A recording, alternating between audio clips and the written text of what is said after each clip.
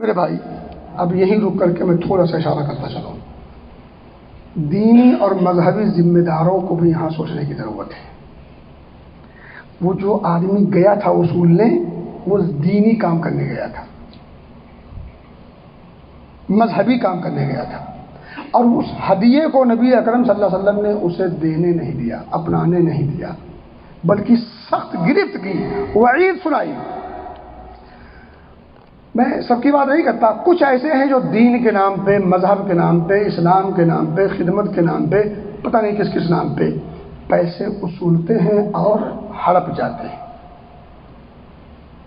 ڈکال بھی نہیں لیتے، کچھ ہیں، سب نہیں۔ ایسے لوگ اگر ہمارے ماحول اور معاشرے میں ہمیں دکھتے ہیں تو ہم اگر کچھ بولتے بھی ہیں تو پیٹھ پیچھے، سامنے نہیں۔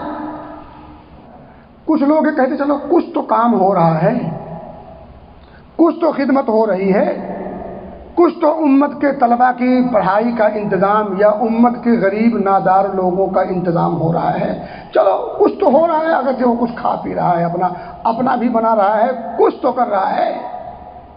پہلی بات تو یہ سوچ غیر اسلامی ہے۔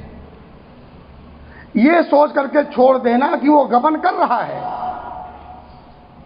وہ غبن کر رہا ہے لیکن کچھ کام بھی تو کر رہا ہے، یہ سوچ کر کے اس کی طرف سے نگاہیں موند لینا اور اس سے بے پرواہ ہو جانا۔ میں اس کی پہلے ایک مثال دے دوں۔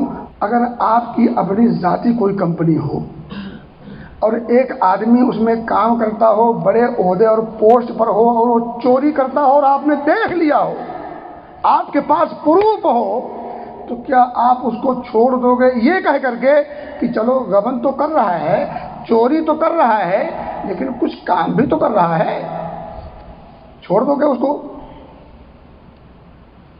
ایک سیکنڈ نہیں لگے گا رسٹیکیٹ کرنے میں اس کو حساب کتاب دینا تو بہت دور، لات جوتا گھونسے سے اس کا استقبال ہوگا، فوراً سے پیسٹر اسے اس کا اخراج کیا جائے گا، اسے بھگا دیا جائے گا۔ آپ اپنی کمپنی کے ساتھ ایسا ویوہار اور رب کی کمپنی کے ساتھ یہ دوگنی پالیسی، یہ سوچ بالکل غیر اسلامی سوچ ہے، غیر شرعی ہے۔ اس ہدیے والا واقعہ سامنے رکھیے، ہے گنجائش اس کو چھوڑ دینے کی؟ ہرگز نہیں۔